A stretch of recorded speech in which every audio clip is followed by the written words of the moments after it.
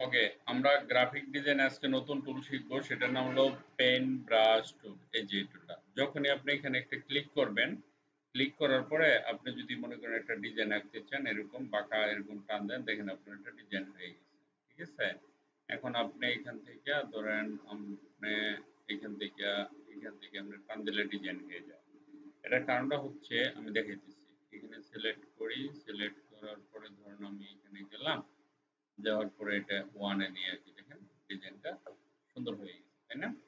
এখন ডিজাইনটা আমরা এটাকে চেঞ্জ করে ফেলতে পারি, তাই না? এটাকেও চেঞ্জ করতে পারি। ধরুন এখানে গেলাম, আমরা এরকম একটা কিছু বানাইতে পারি। এটা এই যে এরকম এটা নিলাম, নেওয়ার পরে আমরা চাইলে এটাকে ধরেন এখানে ক্লিক করলাম, আর রোটেট টুলে ক্লিক করলাম, তারপরে অল্টারে ধরে এখানে একটা ক্লিক করলাম, তারপরে ধরেন ৪ ডিগ্রিতে এটা ঘোরালাম, কপি করলাম, দেখি কেমন হয়। ৪ ডিগ্রিতে দিলে, কপি করলে এন্টার দিলাম, এরকম হলো। তারপর অল্টার ডিতে চাপ দিলে দেখেন এরকম একটা ডিজাইন।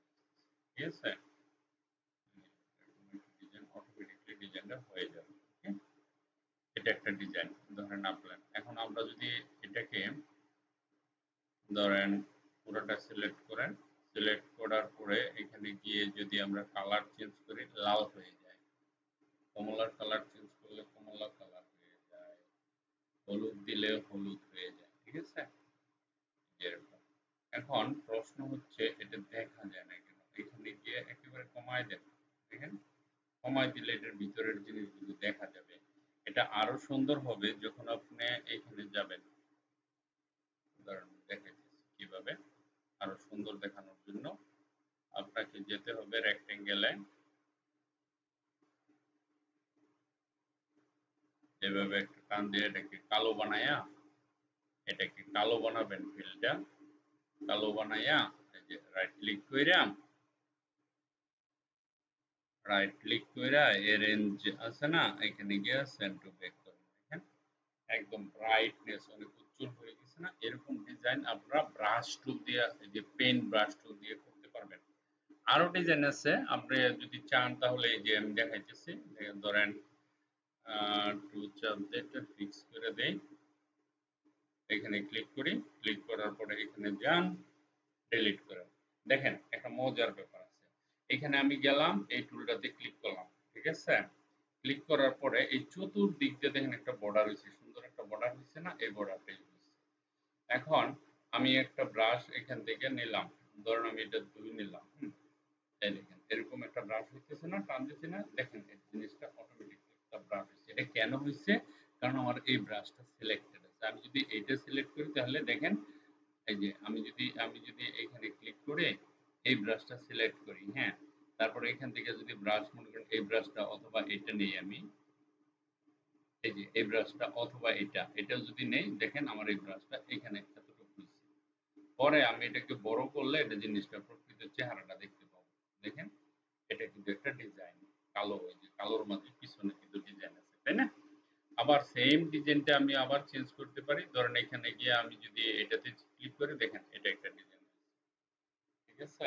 অনেক সুন্দর না ডিজাইনটা?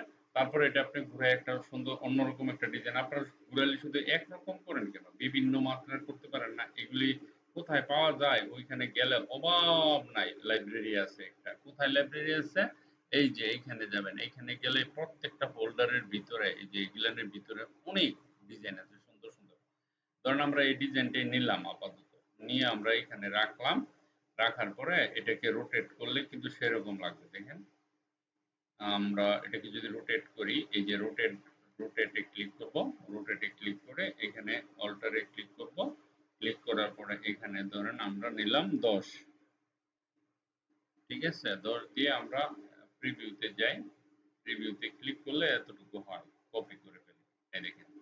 এখন দেখেন আমি যখন কন্ট্রোল ডি তে চাপ দিব, এটা অটোমেটিক ঘুরবে। দেখেন এই যে ঘুরতেছে। ঠিক আছে? ঘোরার পরে দেখেন এখানে আইসা, এই যে এতটুকু আইসা আরেকটা দিলে কমপ্লিট হয়ে যাবে।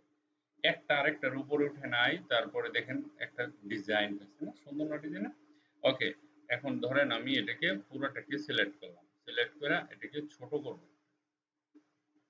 অল্টার শিফটে ধরে হালকা একটু ছোট করতে পারি, দেখেন। হ্যাঁ, এই যে এতটুকু নিলাম, রাইট ক্লিক করে এটাকে গ্রুপ বানায় দেন।